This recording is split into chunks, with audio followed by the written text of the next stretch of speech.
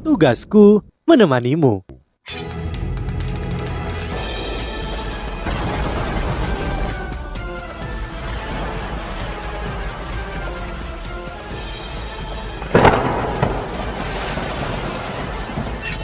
Hai sahabat Pasuk, kembali lagi bersama alur cerita versi novel Solen 2 Sekte Tang yang tak tertandingi. Jangan lupa like, subscribe, dan nyalakan tanda lonceng. Mari kita lanjutkan. Wo Yuhao dan yang lainnya kembali. Soyun sedikit menarik. Wo Yuhao tersenyum tipis.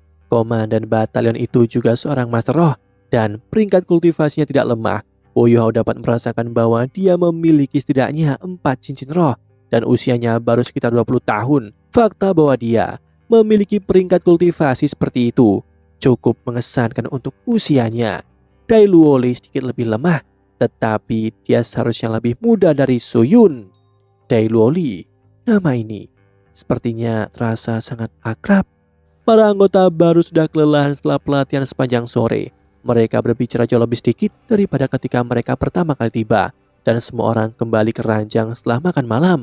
Beberapa orang hanya jatuh ke tempat tidur dan dengan cepat tertidur. Wo Yuhao duduk di tempat tidurnya sendirian dan mulai melamun ketika dia mendengarkan dengkuran anggota baru. Baginya, ini mewah bahkan memiliki waktu untuk melamun. Namun dia sedang merenungkan banyak hal, bahkan ketika dia sedang melamun. Dia bertanya-tanya, kemana Wang Dong-er pergi? Dong-er, kemana tepatnya kamu pergi? Bahkan jika kamu sudah lupa segalanya, setidaknya biarkan aku menemukanmu. Pemimpin tim, pada saat ini, suara dingin menyentak Wo Yuhao terbangun dari pikirannya. Ketika dia memutar kepalanya, dia melihat Dai Luoli menatapnya dengan seksama. Apakah ada sesuatu? Wo Yuhao bertanya. Bisakah kita keluar dan bicara? Dai Luoli bertanya. Wo Yuhao secara alami tahu apa yang ingin dia lakukan, tetapi tidak menolak permintaannya. Dia berdiri dan berkata, baiklah. Wo Yuhao juga tidak membawa tombaknya dan berjalan keluar dari tendanya dengan Dai Luoli dengan tangan kosong. Ketika mereka berdua keluar dari barak mereka mulai hiruk pikuk. Banyak prajurit baru mulai bergosip. Wo Yuhao tidak bergerak, tetapi ekspresi Dai Luoli lebih jelas.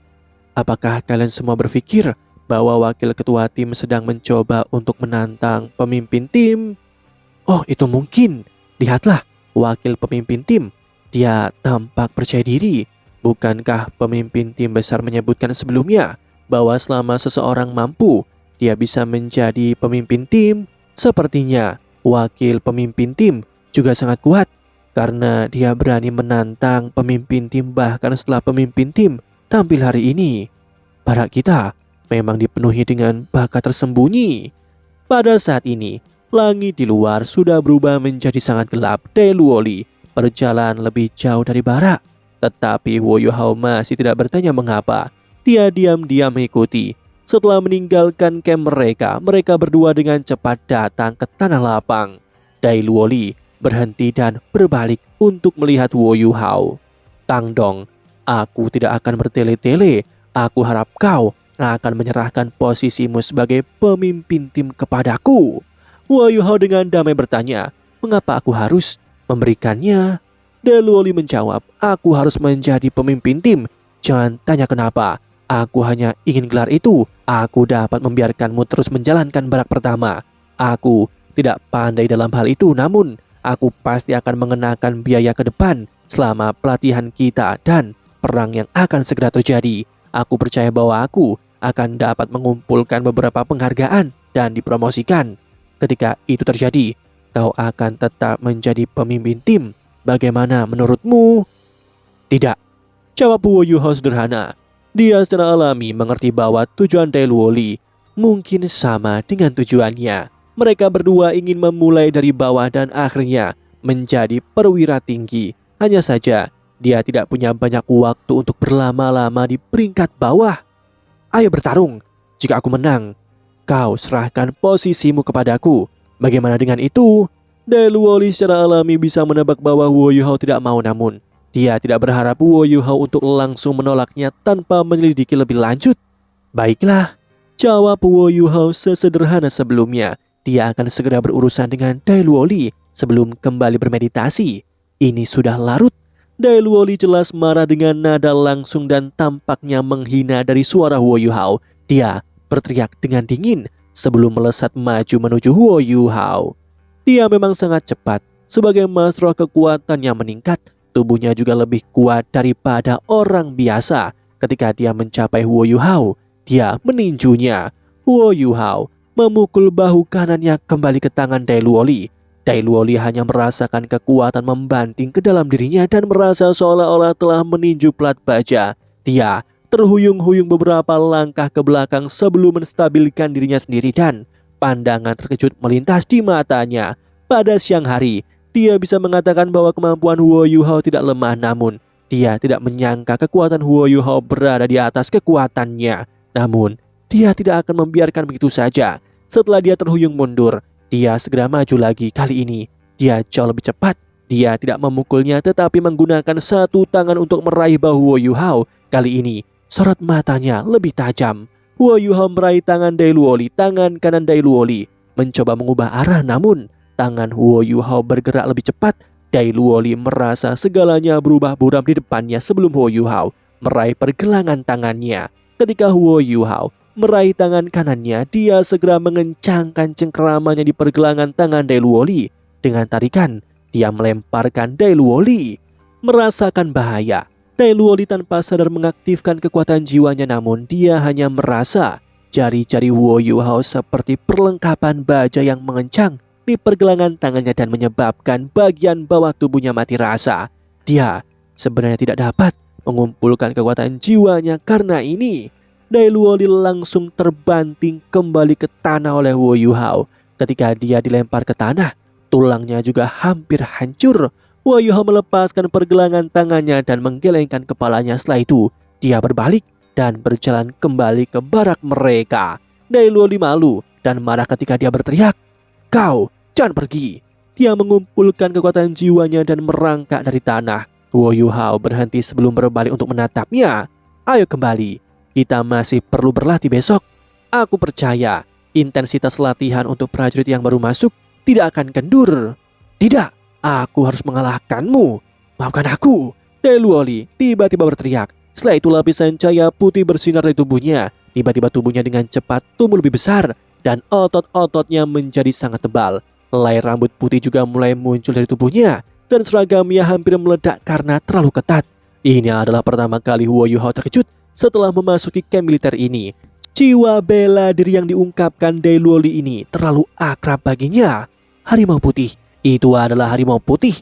Tidak, ada sesuatu yang tidak beres. Aura harimau putihnya agak lemah. Selanjutnya, rambut di tubuhnya putih pucat tanpa garis-garis hitam. Selain itu, harimau putih ini tidak memiliki pupil aneh dari keluarga harimau putih. Dai Luoli, Dai Luo Jiao. Tiba-tiba Wo Yuhao mengingat mengapa namanya terdengar sangat akrab. Dia adalah... Cara Wo Yuhao memandang Dai Luoli segera berubah. Itu berubah dari ketidakpedulian menjadi kesungguhan. Ketika dia masih tinggal di rumah Adipati, ada beberapa orang yang hangat padanya. Terlepas dari ibunya sendiri, ada seorang wanita yang merupakan selir dari Adipati Harimau Putih. Wanita ini adalah wanita lain yang dibenci oleh istri Adipati Harimau Putih. Wanita ini memperlakukan Wo Yuhao dan ibunya dengan sangat baik. Dalam beberapa tahun pertama setelah Wo Yuhao lahir, dia akan memberi mereka makanan dan pakaian. Dia bahkan pernah membawa Wo Yuhao sebelumnya. Setelah istri Adipati Harimau Putih mengetahui tentang hal ini, mereka kehilangan kontak satu sama lain. Wo Yuhao masih sangat muda saat itu. Itulah sebabnya dia tidak memiliki ingatan yang mendalam tentang apa yang telah terjadi. Namun ia samar-samar ingat bahwa selir ini juga memiliki seorang anak bernama Dai Luoli. Dalam hal usia, dia harus 1 tahun lebih muda dari Wo Yuhao sendiri. Pria di depannya ini tidak memiliki harimau putih murni dan namanya juga Dai Luoli. Apakah dia benar-benar adik tirinya dari ayah yang sama tetapi ibu yang berbeda? Dari segi usia, Dai Luoli 1 tahun lebih muda darinya. Apakah dia benar-benar putra Adipati Harimau Putih? Saat Wo Yuhao melihat semua ini, mata Wo Yuhao menjadi basah. Meski dia tidak menyukai Dai Yuheng dan Dai Huabin, dia memiliki kasih sayang pada Dai Luoli. Ibu Dai Luoli pernah banyak membantu ibunya sendiri. Kalau tidak, dia akan mati. Setelah itu, istri Adipati Harimau Putih ikut campur dan mereka berhenti saling bertemu lagi. Namun, dia tidak akan pernah melupakan kebaikan yang ditunjukkannya kepada ibunya. 3 cincin roh muncul di bawah kaki Dai Luoli. 2 di antaranya berwarna kuning sedangkan yang terakhir berwarna ungu. Kombinasi terbaik yang bisa ia raih. Namun bakatnya tampak lebih buruk daripada 2 saudara laki-lakinya yang lain, Dai Yuheng dan Dai Huabin. Wo Yuhao akan berusia 19 tahun segera, yang berarti bahwa Dai Luoli hampir 18 tahun. Dia hanya memiliki 3 cincin roh pada usia 18 tahun. Bagi seorang mas roh biasa, dia dianggap cukup kuat. Namun, ia dianggap lemah di antara garis keturunan Adipati Harimau Putih. Setidaknya, dia tidak bisa unggul di rumah Adipati. Aku tidak perlu mengatakan hal lain kan? Meskipun kamu sangat kuat, aku ingin tahu bagaimana kamu berhasil mencapai kekuatan seperti itu. Orang biasa akan selalu hanya menjadi orang biasa. Kamu tidak dapat dibandingkan dengan mas roh sepertiku. Mengalahlah pada kekalahan dan lepaskan posisimu sebagai pemimpin tim. Aku akan membantumu di masa depan dan aku juga tidak akan merebut otoritasmu. Mari kita kembali dan memberitahu pemimpin tim besar bahwa kita berpindah posisi. Aku juga tidak akan memberitahu yang lain tentang pengaturan ini. Bagaimana menurutmu? Dai Luoli berkata dengan rasa superioritas. Wo Yuhao mengungkapkan senyum di wajahnya dan berpikir dalam hatinya, adikku ini tidak cocok untuk menjadi seorang prajurit. Dia tidak cukup ganas. Aku bisa mengatakan itu dari pertarungan kami sebelumnya dan dari kata-kata kekanakan yang baru saja dia katakan. Tentu saja dia bisa melepaskan posisinya sebagai pemimpin tim, namun ia harus mendidik Dai Luoli karena ia menemukan bahwa Dai Luoli adalah adiknya. Meskipun Wo Yuhao tidak tahu mengapa harimau putihnya tidak murni, dia masih bisa membantu Dai Luoli berkembang mengingat kemampuannya saat ini. Ayolah, Wo Yuhao menunjuk ke arahnya. Dai Luoli tidak bisa mempercayainya. Aku seorang mas roh, kau masih berani melawanku? Wo Yuhao tersenyum. Mas roh tidak terkalahkan. Jika kamu mengalahkanku, aku akan membiarkanmu menjadi pemimpin tim. Dai Luoli mendengus. Baiklah kalau begitu, awas. Saat dia berbicara, dia tiba-tiba menuju Wo Yuhao. Setelah melepaskan jiwa bela dirinya, kecepatan dan kekuatannya telah sangat meningkat. Dia adalah penatua 3 cincin, dia masih lumayan. Harimau putihnya bermutasi, tapi itu akhirnya masih raja binatang roh. Dia mengeluarkan aura yang kuat dan kekuatan jiwanya melonjak. Tanpa menggunakan keterampilan jiwa, Dai Luoli mencapai Wo Yuhao di detik berikutnya dan meraih ke bahunya dengan cakar harimaunya. Wo Yuhao mengerutkan alisnya dan dia dengan cepat menendang dada Dai Luoli. Dia begitu cepat sehingga dia bahkan tampak membentuk bayangan. Cakar harimau Dai Luoli hendak meraih bahu Wo Yuhao, namun dia ditendang 7 hingga 8 meter jauhnya dan jatuh ke tanah sebelum dia bisa menyentuh Wo Yuhao. Wo Yuhao mengerutkan keningnya dan berkata, apakah kamu mencoba mengalahkanku dengan keterampilan yang kamu perlihatkan? Mas roh bukanlah segalanya. Itu masih tergantung pada orangnya. Aku sekarang lawanmu dan aku pikir kamu terlalu lembut. Apakah kamu seorang gadis? Kamu? Dai Luoli merangkak dari tanah dan menatap dengan marah. Beraninya kau bilang aku seorang gadis? Dia maju sekali lagi dan cincin roh pertamanya bersinar. Dia menggunakan perisai harimau putih. Kali ini Wo Yuhao menemukan perbedaan antara harimau putih Dai Luoli dan harimau putih pada umumnya. Harimau putih konvensional dipenuhi dengan kekuatan dan dominasi setelah melepaskan keterampilan jiwanya, namun harimau putih Dai Luoli dipenuhi dengan spiritualitas setelah ia melepaskan perisai harimau putihnya.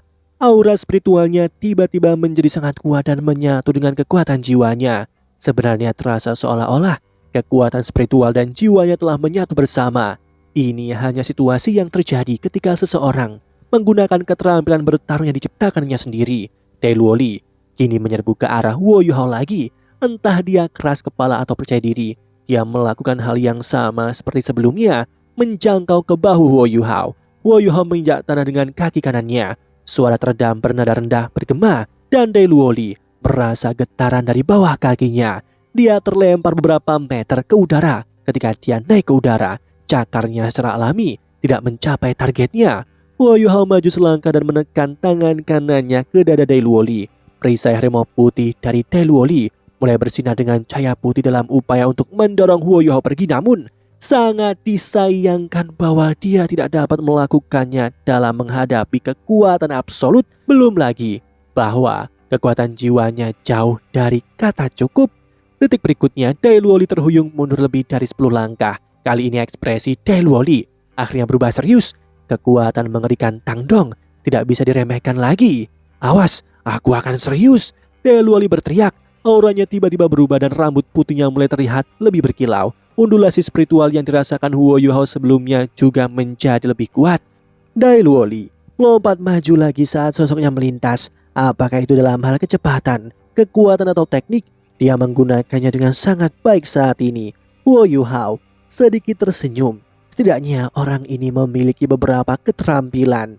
Dia tidak berbalik, dia melambaikan tangannya pada saat yang sama untuk memblokir cakar Dailuoli dan meraihnya. Dailuoli tertegun dan berpikir dalam hatinya, "Apakah kamu benar-benar orang biasa tanpa jiwa bela diri yang dapat melawanku dalam hal kekuatan bahkan setelah aku melepaskan jiwa bela diriku?"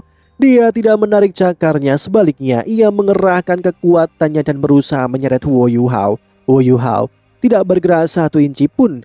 Dailuoli melihat tangan Huo Yuhao memutih sepenuhnya sebelum kekuatan besar melaju ke arahnya. Tiba-tiba dia terlempar dari belakang Huo Yuhao, kembali ke depan dan terbang di udara selama beberapa detik. Dailuoli tidak jatuh seperti 2 kali terakhir saat dia meraung. Cincin roh ketiganya bersinar dan tubuhnya tumbuh lebih besar. Itu adalah transformasi Fajra Harimau Putih. Sosoknya membesar sekali lagi. Dia mengeluarkan cakarnya dan meraih ke arah tangan Huo Yuhao. Hah, sangat keras. Ini adalah satu-satunya perasaan yang dimiliki oleh Dailuoli. Dia sudah menggunakan transformasi Fajra Harimau Putih, tetapi telapak tangan lawannya tampaknya bahkan lebih keras daripada cakarnya. Ini di luar pemahamannya. Bagaimana ini mungkin? Apakah ini tangan manusia? Saat Dailuoli berusaha mengatasi keterkejutannya, Huo Yuhao sudah menarik tangan kanannya kembali sebelum mendorongnya ke depan dengan keras. Dailuoli terlempar kembali sekali lagi. Kekuatannya lebih besar dari transformasi Fajra Harimau Putihku. Apakah dia masih manusia? Setelah Dailuoli mendarat di tanah, dia tidak buru-buru menyerang Huo Yuhao. Dia hanya menatapnya dengan seksama dan mencoba mengukurnya. Huo Yuhao dengan tenang berkata, "Sekarang kamu tahu bahwa jiwa bela diri bukanlah segalanya, kan?" Dailuoli mendengus dan berkata, "Aku belum memberikan segalanya, selain itu hanya teknikmu yang bagus. Kamu tidak dapat menembus pertahananku." Huo Yuhao tertawa. "Apakah kamu benar-benar berpikir seperti itu? Apakah kamu benar-benar berpikir bahwa aku tidak dapat mengatasi pertahananmu? Hati-hati kalau begitu." Saat Huo Yuhao berbicara, Huo Yuhao membuat langkah pertama untuk pertama kalinya dalam pertarungan ini. Dia menyerang Dailuoli dengan 1 langkah panjang. Dia masih tidak menggunakan kekuatan jiwanya, tetapi dia sudah cukup cepat. Dailuoli menatapnya dengan tegas dan cahaya keemasan dari tubuhnya menjadi lebih kuat dan lebih kuat. Melihat Huo Yuhao hendak mendekat, Dailuoli ingin mengerahkan kekuatannya, namun Huo Yuhao tiba-tiba menghilang di depannya. Dailuoli merasakan tangan besar mencekik lehernya. Bahkan sebelum dia sempat berjuang, perasaan kesemutan dan mati rasa yang kuat menyebar ke seluruh tubuhnya. Kekuatan jiwanya tidak bisa bersirkulasi lagi dan rambut di tubuhnya dengan cepat memudar. Dia kembali ke penampilan aslinya. Huo Yuhao mengayunkan tangannya dan melemparkan Dailuoli ke satu sisi. Huo Yuhao menggelengkan kepalanya dengan lembut saat dia menatapnya sebelum dia berjalan kembali ke barak mereka. "Tunggu di sini, aku akan mengambilkan pakaian untukmu." Dailuoli tertegun saat dia menyaksikan Huo Yuhao perlahan pergi. Dia tampak kehilangan fokus di matanya dan rasa frustasi yang tak terukiskan menyebabkan dia menjadi pucat. Ya, saat dia mengeluarkan keterampilan-keterampilan jiwanya, baju-bajunya telah terkoyak. Jadi ia membutuhkan pakaian untuk menutupi tubuhnya. Keputusan Huo Yuhao benar. Dia memang putra bungsu dari Adipati Harimau Putih Daihao. Ini berarti bahwa dia adalah adik tiri Huo Yuhao. Jiwa bela dirinya telah bermutasi. Meskipun harimau putihnya dibangunkan, itu berbeda dari Dai Yuheng dan harimau putih Dai Huabin. Ibu Dai Luoli sangat ditekan di rumah Adipati. Meskipun statusnya sedikit lebih tinggi dari ibu Huo Yuhao, dia tidak dalam kondisi yang jauh lebih baik. Dai Luoli selalu ingin menjadi masroh yang kuat. Dia tidak kurang dari kerja keras Dai Yuheng dan Dai Huabin, namun itu jauh lebih sulit untuk berkultivasi dengan jiwa bela diri yang bermutasi. Dia tidak bisa masuk ke Akademi Strik karena dia tidak mencapai peringkat 20 pada saat dia berusia 12 tahun. Dia adalah putra Adipati Harimau Putih. Mengingat karakter Dai Hao, bagaimana dia membiarkannya masuk melalui jalur belakang? Demikianlah kisah untuk kali ini. Sahabat Pasuk, jangan sedih, jangan bimbang, apalagi galau. Karena aku kan selalu menemanimu.